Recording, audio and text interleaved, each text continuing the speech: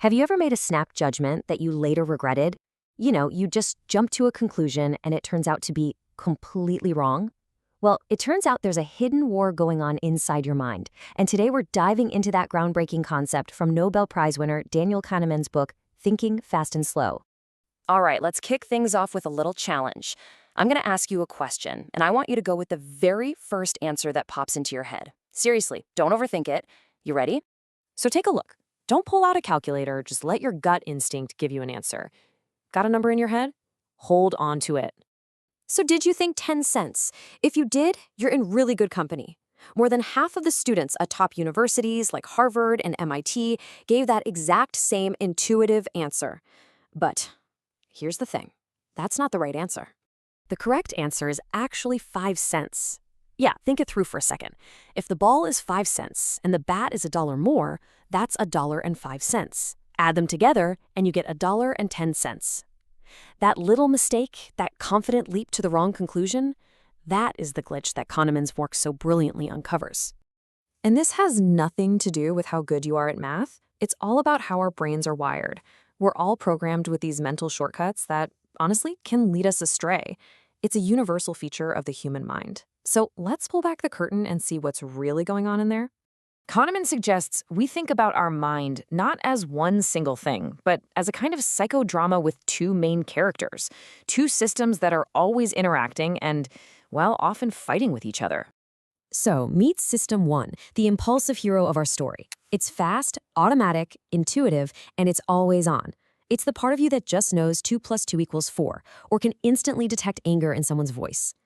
And then we have System 2, the lazy boss. This system is slow, deliberate, and takes real effort. It's who you call on for tough calculations, parking in a tight spot, or really thinking through an argument. Let's try a little experiment right now. Go down the column on the left and just say if each word is in upper or lower case. Simple, right? Now try the same thing with the column on the right. See? You can actually feel that mental friction, can't you? That little struggle is the feeling of your deliberate System 2 having to fight your automatic System 1, which really just wants to read the words. So here's the big problem. Because our System 2 is frankly lazy, our fast-acting System 1 runs the show most of the time. And while it's usually super efficient, it relies on a bunch of faulty shortcuts. Psychologists call them heuristics and biases that lead to very predictable, systematic mistakes in our judgment. The first and maybe most important one is what Kahneman calls WYSIATI. It stands for what you see is all there is. This is basically System 1's habit of building the most coherent story it can from the very limited info it has, while completely ignoring all the info it doesn't have. It's basically judging a book by its cover, but for, well, everything. For example, you hear this and your mind immediately jumps to yes. It builds a whole convincing story about a good leader from just those 2 positive words. But what if the next 2 words were and corrupt? You see, System 1 doesn't stop to ask, hey, what else do I need to know here? It just confidently makes a call with whatever's in front of it. Okay, next up we have something called the anchoring effect. This is our tendency to get totally fixated on the first piece of information we get, even if that information is completely random. That first number becomes an anchor that just drags all our other judgments toward it. And this gets pretty wild in the real world. Check this out. In a German study, a group of experienced judges were asked to give a sentence for a shoplifter. But right before they did, they had to roll a pair of dice that were secretly loaded to only land on a 3 or 9. Now look at these results. The judges who rolled a high number, a 9, gave an average sentence of 8 months. The ones who rolled a low number, a 3, only 5 months. Just let that sink in. A totally random, meaningless number had a powerful influence on a decision that would change someone's life. That is the crazy power of anchoring. This next bias is something you probably run into every single day without even knowing it. It's called the availability heuristic, and it's a mental shortcut where we decide how likely something is based on how easily we can think of an example. So let me ask you this. In the United States, which of these causes more deaths every year? Strokes or all accidents combined? So things like car crashes, fires, and drownings. Most people's gut says accidents, but the reality is strokes are a far more common cause of death. So why do we get this wrong?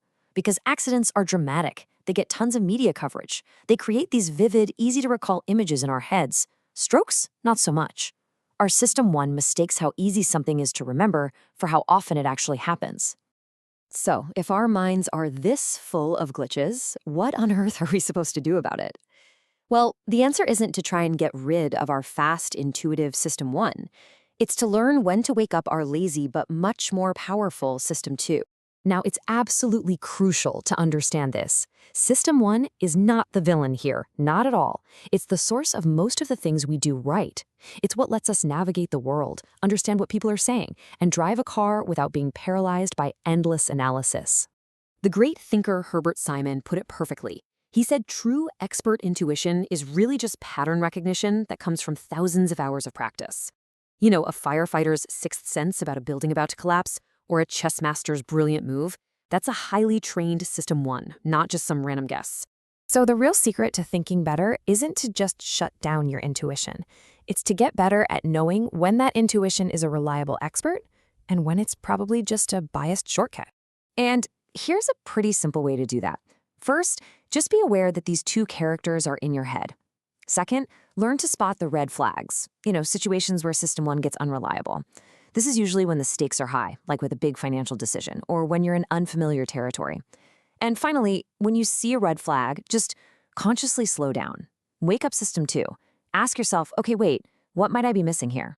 Ultimately, this is all about shifting from being a passive passenger, just letting your gut feelings drive you wherever, to becoming a better manager of these two systems.